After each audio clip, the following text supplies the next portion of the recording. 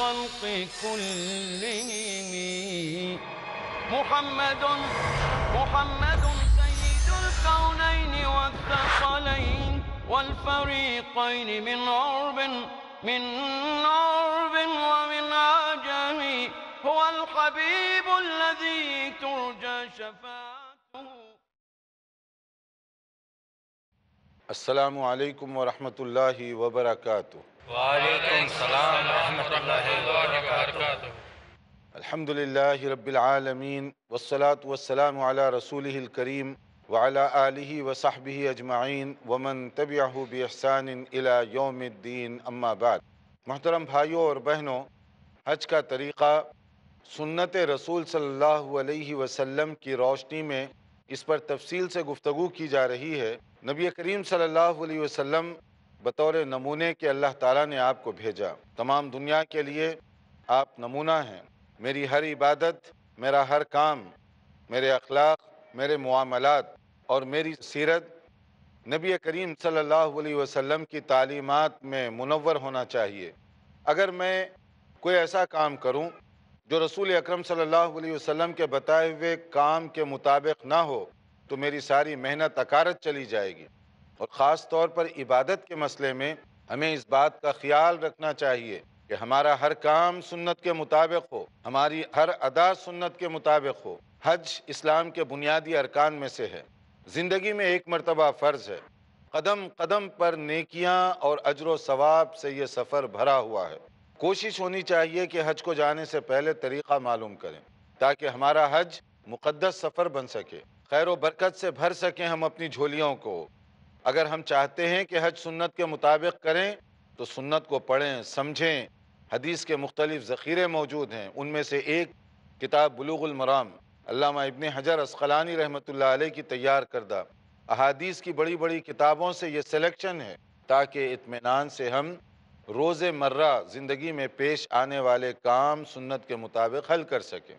ہم نے اس سے پہلے حج کے طریقے پر گفتگو کی کہ کس طریقے سے حج کیا جاتا ہے، اور وہاں تک ہم پہنچے تھے کہ 10ویں تاریخ کو حجاج کرام جب مینا میں آئیں گے، اس سے پہلے 8ویں تاریخ کو میدان مینا میں سب جمع ہوئے، 8ویں تاریخ کو وہاں پورا دن قیام کیا، اور 8ویں تاریخ کی خاص عبادت صرف نماز ہے، باقی ذکر و اذکار، دعا، قرآن کریم کی تلاوت اور اس کے علاوہ کوئی چیز نہیں ہے۔ وہاں رات گزارے، پھر 9ویں ذی الحجہ کی صبح حجاج کرام کہاں گئے؟ عرفات کے میدان میں، جو کہ حج کا بڑا رکن ہے۔ اگر یہ رہ گیا تو سارا حج کا سفر ہمارا بیکار، بے مقصد ہوگا۔ تو عرفات کے میدان میں ظہر عصر کی نماز ادا کی، دعاؤں میں اپنا سارا وقت گزارا، اور اس کے بعد میں پھر سورج غروب ہونے کے بعد مزدلفہ پہنچے، اور مزدلفہ میں مغرب اور عشاء کی نماز ادا کرنے کے بعد آرام کیا، کیونکہ مزدلفہ میں آرام کرنا یہ سنت ہے۔ اور صبح سویرے جاگ کر فجر کی نماز ادا کی، ذکر و اذکار کیا وہاں پر، اور اس کے بعد سورج نکلنے سے پہلے وہاں سے روانہ ہوئے مینا کی طرف۔ اب دوبارہ ہم مینا کی طرف پہنچے۔ 10ویں تاریخ کو جب ہم مینا میں آئیں گے صبح سویرے، یعنی مطلب ہے کہ سورج نکلنے سے پہلے روانہ ہوں گے، راستے میں سورج نکل جائے گا۔ اور خواتین یا ضعیف لوگوں کے لیے یہ اجازت ہے کہ وہ کچھ حصہ وہاں گزارنے کے بعد اگر پہلے نکلنا چاہیں مینا کی طرف تو نکل سکتے ہیں۔ یہ مجبور لوگوں کے لیے اجازت ہے، معذور، مجبور، ورنہ ہر آدمی نکلنا چاہے تو یہ خلاف سنت ہوگی۔ 10ویں تاریخ کو جب مینا میں آئیں گے تو پہلا کام یہ کرنا ہے کہ جمرہ کو کنکری مارنی ہے، اور ہم نے بتایا کہ جمرے کو عرف عام میں شیطان کہتے ہیں، اور جب وہاں لوگ جاتے ہیں تو ایک دم ان کا ٹیمپریچر اتنا ہائی ہو جاتا ہے جیسے کہ شیطان یہاں ٹھہرا ہوا ہے، کوئی جوتے لے کے مار رہا ہے، کوئی چپل مار رہا ہے، کوئی اس پہ سینڈل پھینک رہا ہے، جانے کیا کیا کہ ابھی میں ختم کر دوں گا شیطان کو، اس طریقے سے مارتے ہیں۔ اب یہ جو انداز ہے سنت کے خلاف ہے۔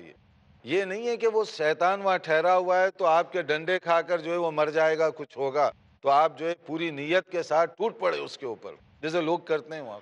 اور پہلے تو وہاں پر یہ حج کا اتنا ڈینجر کام تھا کہ وہاں پر نہ جانے کتنی اموات ہو گئیں، کتنے لوگ مر جاتے تھے اسی طرح ایک دوسرے کو کچلے جا کر، کیونکہ جوش ہیٹ اتنی ہو جاتی ہے وہاں پر جاتے جاتے کہ اب شیطان ہے مجھے مار دینا ہے اس کو۔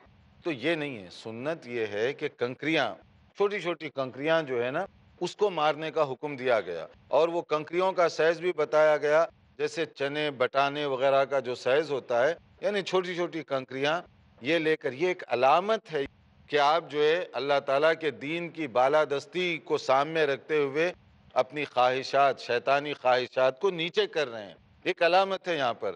یہ نہیں ہے کہ آپ سینڈل پھینکیں گے تو کیا زیادہ ثواب ملے گا، ایسا نہیں ہے۔ اطمینان کے ساتھ وہاں جائیے، اور الحمدللہ یہ جو نیا کنسٹرکشن ہوا ہے، ایکسٹینشن کا جو کام ہوا ہے، اس کے بعد یہ مرحلہ جو حج کا سب سے ڈینجر کام تھا، اب سب سے سمپل بن گیا، اب سب سے آسان بن گیا۔ کئی منزلیں بنا دی گئیں تاکہ حاجیوں کو ڈیوائیڈ کیا جائے اور آرام سے کنکریاں ماریں سنت کے مطابق۔ تو 10ویں تاریخ کو پہلا کام کیا ہے؟ 7 کنکریاں مارنا۔ نمبر 2، 7 کنکریاں مارنے کے بعد پھر آپ قربانی کریں گے۔ جو حج تمتع وغیرہ کرنے والے، حج قران، ان کے لیے یہ حدیث ضروری ہے، نہیں کریں گے تو روزے رکھنے پڑیں گے۔ اور حج افراد کرنے والوں کے لیے اختیاری مسئلہ ہے۔ اصل تمتع کرتے ہیں زیادہ تر لوگ جو باہر سے جاتے ہیں، ان کے لیے یہ قربانی بہت ضروری ہے۔ قربانی کرنے کے 2 طریقے ہیں۔ ایک تو یہ کہ آپ خود سلاٹر ہاؤس کمیلے کو جائیں اور جانور خرید کر آپ ذبح کریں وہاں پر، اور دوسرا طریقہ یہ ہے کہ حکومت کی طرف سے وہاں ایسا مرکزی نظام قائم کیا گیا ہے کہ وہ لوگ مختلف جگہ پر قربانی کے کوپن فروخت کرتے ہیں۔ اگر آپ پیمنٹ کر کے وہ کوپن لے لیں گے تو آپ کی طرف سے وہ قربانی کریں گے وکالتاً۔ یہ سب سے آسان طریقہ بھی ہے، اس میں ٹائم بھی بچتا ہے، گوشت کا استعمال بھی ہوتا ہے۔ وہ استعمال اس طرح کہ آپ کی طرف سے جو قربانی کی جائے گی اس کا گوشت پیک کر کے غریب ممالک کو حکومت سعودی عرب اپنے خرچ پہ پہنچاتی ہے۔ تو دونوں فائدے ہوئے نا اس میں، آپ گوشت بھی استعمال کر رہے ہیں غریب لوگوں کے لیے، اور آپ کے لیے ٹائم بھی نہیں لگ رہا ہوں۔ آپ خود کریں گے کافی ٹائم لگ جائے گا، باقی جو ارکان ہیں، باقی جو چیزیں ہیں، اس میں آپ بہت متاثر ہوں گے۔ اس لیے یہ جو کام ہے یہ بہت زیادہ مناسب اور صحیح ہے کہ اگر وہاں جو بکنگ اسٹال مختلف جگہ پر آپ جگہ جگہ دیکھیں گے کاؤنٹر بنے ہوئے ہیں، کہیں سے پیمنٹ کر کے اپنے نام وہ چٹھی کٹوا لیں، تو یہ قربانی کے لیے آپ نے ایک آدمی کو وکیل بنا دیا۔ یہ ہو گیا آپ کا 10ویں تاریخ کا دوسرا کام، قربانی کرنا، چاہے خود کریں یا وہ کوپن لے لیں۔ نمبر 3، بال کٹانے۔ بال اگر آپ پورے منڈاتے ہیں تو یہ زیادہ بہتر ہے، شیونگ کرتے ہیں تو یہ زیادہ بہتر ہے، سنت ہے، اور نبی کریم صلی اللہ علیہ وسلم نے ایسے لوگوں کے لیے خاص طور پر 3 بار دعا کی، اور جو لوگ کٹنگ کرواتے ہیں یا وہاں جا کر بھی وہ ٹرم کرتے ہیں تو ان کے لیے آپ نے 1 بار دعا کی۔ تو مطلب یہ کہ دونوں چیزیں جائز ہیں، لیکن بہتر اور فضیلت والی کون سی ہے؟ پورے کٹانا۔ تو اگر آپ پورے کٹائیں تو زیادہ بہتر ہے۔ خواتین کے لیے یہاں پر پھر اگین وہی بات ہے کہ وہ پورے بال نہیں کٹائیں گی، کیونکہ عورتوں کے لیے پورے بال کٹانا وہ درست نہیں ہے۔ وہاں پر وہی 1 انچ بال اپنی چوٹیا سے کاٹ لے، تو اس طرح سے اس کا بال کٹانے کا مسئلہ ہو گیا۔ اب چوتھا کام جو کرنا ہے وہ طواف افاضہ کا ہے، یعنی یہ جو 10ویں تاریخ کا طواف ہے کعبۃ اللہ کا، یہ حج کے رکن میں سے ہے۔ پہلا طواف جو آپ نے طواف قدوم کیا یا طواف وداع جو ہے، یہ رکن نہیں ہے، مگر 10ویں تاریخ کا جس کو طواف افاضہ اور طواف زیارت کہتے ہیں، یہ ضروری ہے۔ اگر یہ رہ گیا تو پورا حج باطل ہو جائے گا۔ اس کے لیے خواتین کو حج پر جانے سے پہلے ڈیٹ وغیرہ چیک کرنی چاہیے، کہیں ایسا نہ ہو کہ وہ بیماری ان کی شروع ہو جائے اور اس کے بعد طواف نہ کر سکیں، بعد میں ان کی واپسی کی فلائٹ ہو تو کیا کریں گے؟ بہت پیچیدگی پیدا ہو جاتی ہے، وہاں اتنی محنت سے جائیں، حج کے بغیر واپس آئیں، اور اگر رکنا چاہیں، آپ کا قافلہ جا رہا ہے، یا نہیں تو پھر ریزرویشن کے مسائل پیدا ہو جائیں گے، ہوٹل کے مسائل پیدا ہوں گے، بہت پیچیدگیاں ہوتی ہیں۔ تو اس کے لیے پہلے سے اس کا انتظام کرنا چاہیے، پہلے سے کسی حکیم سے، ڈاکٹر سے رجوع کریں اور ان سے پہلے بات کر لیں۔ تو یہ 10ویں تاریخ کا جو طواف ہے یہ بہت زیادہ ضروری ہے۔ اب دیکھنے میں نے 4 کام بتائے ہیں۔ کون سے 4 کام جو 10ویں تاریخ کو کرنے والے ہیں؟ پہلے آپ پہنچے اور سب سے پہلے آپ نے کیا کیا؟ کنکریاں ماری، نمبر 1۔ دوسرا کام قربانی، تیسرا کام سر کے بال، چوتھا کام کعبۃ اللہ جا کر وہاں آپ نے طواف کیا۔ دیکھنے میں کتنے آسان لگتے ہیں یہ 4 کام، چند سیکنڈ میں بتا دیا اور سن لیا آپ۔ لیکن میں سمجھتا ہوں کہ اگر یہ 4 کام کوئی حاجی پورے دن میں کر لے نا تو وہ سمجھیے کہ بڑا بہادر آدمی ہے۔ 4 کام اگر وہ ایک دن میں کر لے تو لگتا ہے کہ بہت بہادر آدمی ہے، ورنہ جو ہے نا یہ بہت مشکل ہوتا ہے، پورا دن گزر گیا، کوئی 2 ہی کام کیا، کوئی 3 ہی کام کیا، ایسے چلتا ہے وہاں۔ لیکن یہ بھی اللہ کا فضل ہے کہ شریعت میں وقت کی گنجائش رکھی گئی ہے، تو حاجی صاحبان کو پینیکنگ کرنے کی ضرورت نہیں ہے، ڈرنے گھبرانے کی ضرورت نہیں۔ مثلا 10ویں تاریخ کا جو طواف افاضہ ضروری طواف ہے، آپ اس دن نہیں کر سکے، کیا ہوگا؟ دوسرے دن کر سکتے ہیں، دوسرے دن بھی نہیں کیے، تیسرے دن کر لیں جا کر، گنجائش رکھی گئی، سہولت رکھی گئی شریعت کی طرف سے، تو آپ اپنے آپ کو مصیبت میں نہ ڈالیں، اطمینان سے کریں یہ کام۔ اسی دن ہو گئے تو الحمدللہ، نہیں ہوئے طواف رہ گیا، دوسرے دن جا کر کر سکتے ہیں آپ، تیسرے دن کر سکتے ہیں۔ اس کے لیے ڈرنے گھبرانے کی ضرورت نہیں ہے، کیونکہ ہم یہاں آرام سے بیٹھے ہوئے ہیں۔ اگر میں کہوں کہ یہ 4 کام ہیں تو آپ کہیں گے کہ 4 کام کو ایک دن، اس میں کیا بات ہے، میں تو جو ہے اس سے زیادہ کر سکوں گا۔ لیکن یہ ایسے ہوتا نہیں ہے، جب آپ اتنے رش میں جائیں گے اور یہ کام کرنا چاہیں گے تو اس میں سے 2 کرنے کے بعد لگے گا کہ کہیں جگہ ملے جا کر سو جاؤں میں۔ تو اس لیے اللہ تعالیٰ نے بھی دین میں بڑی گنجائش رکھی، بڑی وسعت رکھی ہے تاکہ آپ اطمینان سے یہ کام کر لیں۔ اب یہ 4 کام جب ہو گئے تو 4 کام کرنے کے بعد آپ کے حج کے اکثر ارکان پورے ہو گئے۔ اب اس کے بعد آپ کیا کریں گے؟ یعنی 10ویں تاریخ کا کام تو ہو گیا، مینا میں اب آپ 11ویں تاریخ کو بھی رہیں گے، 12ویں کو بھی رہیں گے، اور 13ویں تاریخ کو رہیں گے تو زیادہ بہتر ہے۔ مگر 13ویں کو نہیں رہنا چاہتے، 12ویں کو واپس جا سکتے ہیں اپنے اپنے علاقوں کو۔ 11ویں اور 12ویں یعنی ایام تشریق، تو یہ 2 دن رہنا ضروری ہے، تیسرا دن اختیاری ہے، رہیں تو اچھا ہے، نہ رہیں تو بھی اس کے لیے گنجائش ہے۔ کب گنجائش ہے، کیسے رہیں گے، کیا کریں گے، اس کے لیے دیکھتے رہیے پروگرام۔ ایک مختصر بریک کے بعد دوبارہ حاضر ہوں گے۔ محمد سید الکونین والثقلین۔ ناظرین، بریک سے پہلے ہم بتا رہے تھے کہ 10ویں تاریخ کو حجاج کرام جب مینا میں پہنچے تو کیا کریں گے۔ وہ ہم نے بتایا کہ دیکھنے میں 4 کام ہیں۔ پہلے آتے ہی جمرہ کو کنکری ماریں گے، ایک کو 7 کنکریاں۔ آج کا دن 10ویں تاریخ کو صرف ایک ہی جمرے پہ ماریں گے کنکریاں۔ دوسرا کام جو ہمیں کرنا ہے، قربانی، چاہے آپ خود جا کر کریں یا بکنگ پہلے سے کروا دیں۔ تیسرا کام بال اتارنا۔ چوتھا کام کعبۃ اللہ کو جانا طواف کرنے کے لیے۔ اگر یہ کام آگے پیچھے بھی ہو گئے کوئی حرج نہیں ہے، اور اگر یہ کام آپ طواف جیسے دوسرے دن کریں یا تیسرے دن کریں تو اس کی بھی گنجائش ہے، شریعت میں آپ کے لیے سہولت رکھی گئی ہے۔ اب 10ویں تاریخ کو آپ فارغ ہو گئے، اس کے بعد کیا ہے، 11، 12، 13۔ نبی کریم صلی اللہ علیہ وسلم 3 دن یعنی 10ویں کے بعد 3 دن وہاں رہے مینا میں۔ اگر کوئی 3 دن رہتا ہے تو بہت اچھا ہے، سنت کا بھی ثواب ملے گا، فضیلت بھی ہوگی اس کو حاصل۔ لیکن اگر کوئی شخص 12ویں تاریخ کو یعنی ایک دن پہلے واپس جانا چاہتا ہے تو اس کے لیے بھی اجازت دی گئی ہے، وہ جا سکتا ہے۔ اب 11 اور 12 کو آپ کریں گے کیا؟ مینا کے میدان میں ٹھہر کر۔ مینا میں 11 تاریخ کو جو اصل کام ہے وہ 3 شیطانوں کو کنکریاں مارنا ہے۔ پہلے دن ایک کو مارے تھے، اب 3 کو، 3 جمرات۔ تو میں بار بار کہہ رہا ہوں، شیطان صرف لوگوں کو سمجھنے کے لیے، کیونکہ ہماری زبان پر وہ چڑھا ہوا ہے، ورنہ حدیث میں شیطان کا لفظ نہیں ہے، جمرات کہتے ہیں اس کو۔ 3 جمرات کو کنکریاں ماریں گے۔ تو اب وہ عرف عام میں چونکہ شیطان چل پڑا ہے تو اس لیے لوگ جو ہے اسی طرح تیار ہو کر جاتے ہیں، چھوٹی چھوٹی کنکریاں، 7 کنکریاں۔ تو آپ 21 کنکریاں اپنے ساتھ لے جائیں، احتیاطاً 2-4 زیادہ بھی رکھ لیں، کیونکہ وہاں جو ہے کنکری اگر نیچے گر گئی پھر آپ اس کو اٹھانے کی کوشش کریں گے تو اپنے آپ کو نقصان بھی پہنچائیں گے۔ تو رش میں جو ہے کبھی اٹھائیے نہیں، کوئی چیز گر گئی ہے کنکریاں وغیرہ تو چھوڑ دیجئے اس کو، الا ہے کہ آپ کے سامنے کوئی نہ ہو اور سہولت ہو وہاں اٹھانے کی۔ تو آپ پہلے جائیں گے، ایک ایک کر کے ماریں گے، 7 اکٹھے نہیں ماریں گے، ایک کنکری ماریں گے، اس کے بعد دوسری، تیسری، چوتھی، جو بھی دعا ہے اس کے ساتھ جو ہے وہ پڑھتے ہوئے، جیسے کہ بتایا گیا، اللہ کی تکبیر کرتے ہوئے آپ مارتے جائیں گے۔ جب آپ مار دیے 7 تو پھر آپ تھوڑا سا آگے ہٹیں، قبلہ رخ ہو کر وہاں دعا کریں۔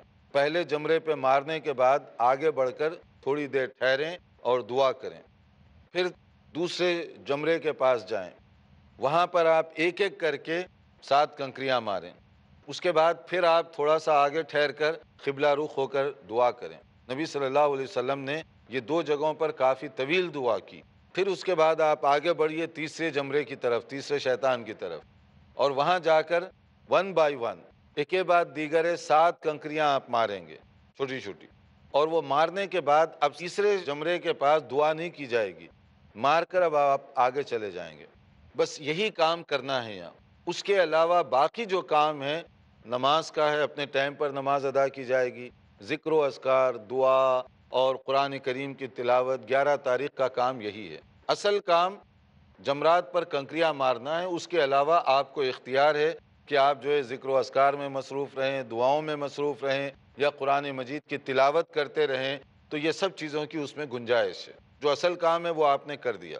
پہلے دن کنکریاں سورج نکلنے کے بعد آپ ماریں گے، یہ افضل ٹائم ہے، یعنی ظہر کے وقت سے پہلے 10ویں تاریخ کو آپ فارغ ہو جائیں کنکریوں سے، اور دوسرے اور تیسرے دن ظہر کے وقت کے بعد یعنی زوال کے بعد آپ ماریں گے۔ یہ مسنون وقت ہے، بہتر اور مناسب وقت ہے کہ زوال کے بعد 11ویں تاریخ کو اور 12ویں 13ویں کو ظہر کی نماز کے بعد، ظہر کا وقت ہونے کے بعد۔ لیکن یہاں پر بھی ذرا توجہ دیجئے کہ ہم ساتھ ساتھ جو ہے چاہتے ہیں کہ اپنے ناظرین بھائی اور بہنیں جو حج کے لیے جا رہی ہیں، کچھ صرف طریقے حج کے علاوہ جنرل ایڈوائز بھی وہ لیتے جائیں کہ ظہر کے فوری بعد ہرگز مت جائیے مارنے کے لیے کنکریاں، تھوڑا سا آپ ٹائم لے کر جائیے، کیونکہ بہت زیادہ کراؤڈ ہوتا ہے، ہر آدمی چاہتا ہے کہ جیسے ہی زوال ہو میں جاؤں ماروں۔ اب لاکھوں آدمی اسی نیت کے ساتھ جائیں گے تو اتنا رش ہو جاتا ہے وہاں پر کہ وہ سانس لینا مشکل ہو جائے گا۔ تو اس کا طریقہ ہے کہ جب آپ کے پاس ٹائم کافی پڑا ہوا ہے تو آپ 1-2 گھنٹے کے بعد جائیے، آرام سے جائیے، تو آرام سے آپ ماریں گے، نہ اپنے آپ کو مصیبت میں ڈالیں گے، نہ تھکان ہوگی۔ ایک جمرے کو ماریں، دوسرے کو ماریں، تیسرے کو ماریں، پھر واپس آ جائیے اور مینا میں آپ ٹائم گزاریے اپنا جو بھی ہے۔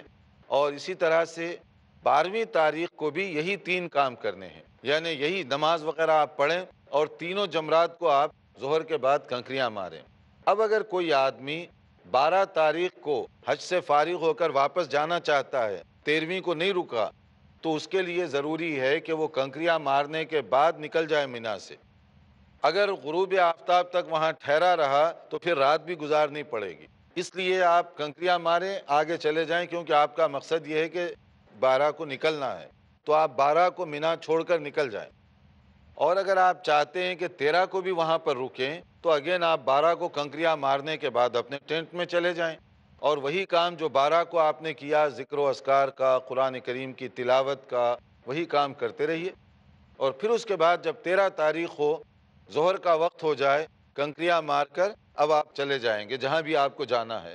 اگر آپ مکہ چھوڑنا چاہتے ہیں، حج پورا ہو گیا اب اگر آپ مکہ مکرمہ چھوڑنا چاہتے ہیں تو صرف ایک کام باقی رہ گیا، اور وہ کون سا ہے؟ طواف وداع، فیئرویل طواف۔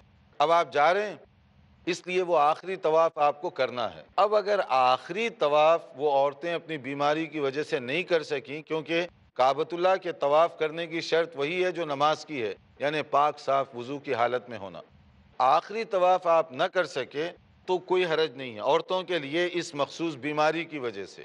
لیکن 10ویں تاریخ کا طواف رہ گیا تو سارا حج رہ جائے گا، فرق ہے دونوں میں۔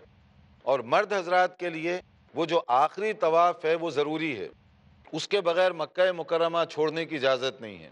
اگر آپ حج کرنے کے بعد مان لیجئے کہ 4 دن مکے میں رہنا چاہتے ہیں تو طواف جو کریں گے بالکل آخری دن کریں گے، یہ نہیں کہ پہلے دن کر لیں گے، یعنی مکہ چھوڑنے سے بالکل سمجھیے کہ چند منٹ پہلے یا چند گھنٹے پہلے، جس طرح بھی آپ کو ٹائم مل رہا ہو طواف کرنے کا، آخری کام وہ طواف کا ہو۔ طواف کرنے کے بعد پھر شاپنگ ووپنگ نہ کیجیے، جو کچھ شاپنگ اگر کرنی بھی ہے پہلے کر لیجیے، وہ سارا پیکنگ وغیرہ ہونے کے بعد جب آپ کو روانہ ہونا ہے، اتنا ٹائم جتنا طواف کرنے کے لیے ضروری ہے اس کے بعد آپ آئیے، طواف کیجیے، طواف سے فارغ ہونے کے بعد روانہ ہو جائیے۔ یہ ہے طواف وداع۔ نبی کریم صلی اللہ علیہ وسلم نے اس کی بہت زیادہ تاکید فرمائی کہ مکہ مکرمہ چھوڑنے سے پہلے تم طواف کرو۔ تو جو آدمی پہلے دن چھوڑے یا حج ختم ہونے کے بعد 4 دن رہے، 5 دن رہے، جتنا بھی رہے، جب وہ مکہ مکرمہ چھوڑنا چاہتا ہے اس وقت وہ طواف وداع کرے گا۔ تو یہ ہو گیا ہمارا کمپلیٹ حج، جو ہم نے 8 ذی الحجہ کو شروع کیا، 13 ذی الحجہ کو ختم ہو گیا۔ اس میں مینا بھی کور ہو گئی، مینا کا قیام، پھر اس میں عرفات بھی، پھر اس میں مزدلفہ، پھر مینا کے اندر جو کام کیے جانے ہیں، پھر طواف۔ اگر اس میں کوئی آپ کو سوال ہے، کوئی بات ہے، کیونکہ یہ حج کا مسئلہ ہے، تو اس میں آپ پوچھ سکتے ہیں. آپ کچھ پوچھنا چاہ رہے ہیں؟ شیخ، عام طور پہ یہ کہا جاتا ہے کہ کوئی شخص حج کر کے آیا تو اسے اس کے نام سے پہلے حاجی لگانا چاہیے تو ہمیں ثواب ملے گا. دیکھیے اس میں جو ہے نا بڑا دلچسپ آپ نے سوال کیا کہ اگر کوئی آدمی حج کر کے آئے تو اس کو حاجی صاحب کہنا چاہیے یا نہیں کہنا چاہیے. یہ بالکل ایسے ہی ہے جیسے کوئی نماز پڑھ کر آئے تو آپ کیا نام دیں گے، نمازی یا صلاتی؟ یا کوئی زکوٰۃ پے کر رہا ہے تو اس کو کیا کہیں گے، زکاتی، خیراتی، صدقاتی، کیا نام دیں گے؟ تو جب ان چیزوں کے لیے نام نہیں دیتے تو حج کرنے کے بعد اس کو حاجی، الحاج یہ جو ہے نا کیوں کہتے ہیں؟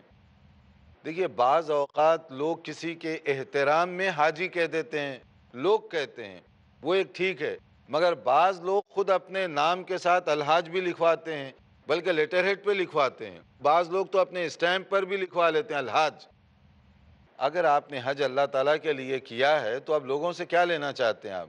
اور بعض لوگ تو بڑے ناراض ہوتے ہیں اگر وہ حج کر کے آئے آپ ان کو الحاج نہ کہیں تو گویا آپ نے ان کی توہین کی، وہ بھی ایک ڈگری لگ گئی ان کے نام کے ساتھ. یہ ہمارا اپنا ایک تصور ہے، یہ تصور درست نہیں ہے. پہلے زمانے میں یہ ہوتا ہوگا اللہ عالم کہ لوگ جو ہے بڑی مشکلات کے ساتھ حج کے لیے جاتے تھے، پتہ نہیں ہوتا تھا زندہ واپس آئیں گے یا نہیں آئیں گے، کیونکہ سفر کی صعوبتیں، مشکلات بہت تھیں. اب کوئی حج کر کے کامیابی کے ساتھ زندہ سلامت واپس آتا تو شاید سارے لوگ حاجی حاجی کہتے کہ یہ بہت اچھا آدمی ہے کہ حج کر کے زندہ سلامت واپس آیا. اور آج کل تو ماشاءاللہ سفر کی اتنی سہولتیں ہو گئیں کہ یہ کوئی ایشو نہیں رہا، یہ کوئی مسئلہ نہیں رہا. اس لیے اس میں جو ہے جو حج کرنے کے لیے جائے وہ خود کبھی یہ تمنا نہ کرے کہ مجھے لوگ حاجی کہیں، ورنہ ایک دکھاوے کی شکل ہوگی، ریاکاری کی شکل ہوگی. حج اللہ تعالیٰ کے لیے کیجئے اور بھول جائیے، اللہ قبول کرنے والا ہے. دعا کیجئے اللہ تعالیٰ قبول فرما لے جو کچھ حج کیا. اور اگر کوئی دوسرا آدمی ایک تعظیماً احتراماً اس کو کہہ دے تو اس میں کوئی غلطی کی بات نہیں ہے. جی آپ. حج جب کمپلیٹ ہو جاتا ہے اور جب ہم لوگ طواف کر لیتے ہیں ودا والا، اگر ہم لوگ وہاں پہ مدینہ شریف نہیں جا پائے کسی وجہ سے، کوئی ایسا مطلب حالات ہو گئے، تو اس کا کچھ اثر پڑے گا حج کے اوپر؟ یہ بہت اہم آپ نے بروقت سوال کیا، اس کا آگے اس میں ذکر آ رہا ہے کہ اگر کوئی شخص حج کرنے کے بعد کسی وجہ سے مدینہ منورہ نہ جا سکا تو اس کے حج پہ کوئی اثر پڑے گا؟ نہیں پڑے گا. حج شروع ہوا 8ویں تاریخ کو مکہ مکرمہ میں، مکمل ہوا 13 تاریخ کو مکہ مکرمہ میں. جب آپ حج کرنے کے بعد طواف وداع کر دیے تو اس کے بعد آپ چاہے جدہ چلے جائیں، واپس چلے جائیں، ریاض چلے جائیں، یہ آپ کی مرضی ہے. مطلب حج کے ارکان میں شامل نہیں ہے. جی، لیکن اس میں یہ ہوتا ہے کہ بعض حاجی صاحبان زندگی میں ایک بار جاتے ہیں، تو اس لیے اگر وہ لوگ جب اتنا سفر کر کے وہاں پہنچے ہیں تو وہ مکہ مکرمہ سے مدینہ منورہ بھی چلے جائیں، مسجد نبوی کی زیارت کریں، وہاں جا کر نماز ادا کریں، اور وہاں جانے کے بعد جیسے نبی صلی اللہ علیہ وسلم کی قبر، حضرت ابو بکر، حضرت عمر کی اور دوسرے بقیع وغیرہ کی زیارت، تو یہ سب چیزیں کرنا بہتر ہے. لیکن اگر کسی کا ٹائم کم ہے اور وہ یہ کام نہیں کر سکتا اور فوری اس کو واپس آنا ہے تو اس کے حج پہ کوئی اثر نہیں پڑے گا. یہ اور اس طرح کے اور بہت سارے سوالات ہیں، مگر ہمارا ٹائم پورا ہو رہا ہے تو اس کے لیے آپ دیکھتے رہیے حج کے آخری کچھ متعلقہ مسائل. تو اس کے لیے ہمارے آئندہ لیکچر کا آپ انتظار کیجئے. والسلام علیکم ورحمۃ اللہ وبرکاتہ.